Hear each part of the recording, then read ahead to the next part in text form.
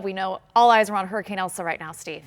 Yeah, Elsa, it's a bit weaker compared to yesterday. It's not as organized. It is dealing with a little bit of a wind shear, and it is expected to get even weaker still as it starts to interact with land, as it works its way across parts of Haiti and then eventually Cuba. And then after that, it's going to start to work its way up towards the north. Right now, moving very, very quickly. In fact, at 31 miles an hour, it's producing winds of about 75 miles an hour. So it's barely a Category 1 hurricane.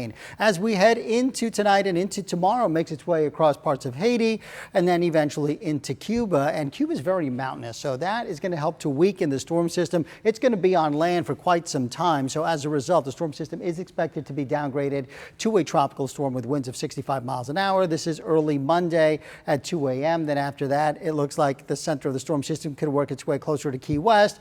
At that point in time, also winds of 65 miles an hour. That's early Tuesday morning. Then it pushes up towards the Tampa Bay area and then eventually up towards the Carolinas. Right now, we do have some hurricane watches and warnings in effect and a few tropical storm watches and warnings in effect as well. And the computer models keep it very tightly wound right around western Cuba. But then after that, it starts to turn up towards the north. And notice the discrepancies in the models. Some models do bring the storm system straight up the peninsula. Others keep it farther into the Gulf of Mexico. But the global computer models, the European, the American computer model, at least the American has been very, very consistent, keeping the storm system in the Gulf of Mexico just to our west. And if it takes this track, it's going to, again, work its way up towards the Tampa area and then eventually up towards Jacksonville. And here's what we could see as far as the winds go if it does, in fact, take that track. As we head towards Tuesday afternoon, winds of around 20 to 30 miles an hour. But again, if it gets a little bit closer to us, our winds could easily go up and our rain chances go up too.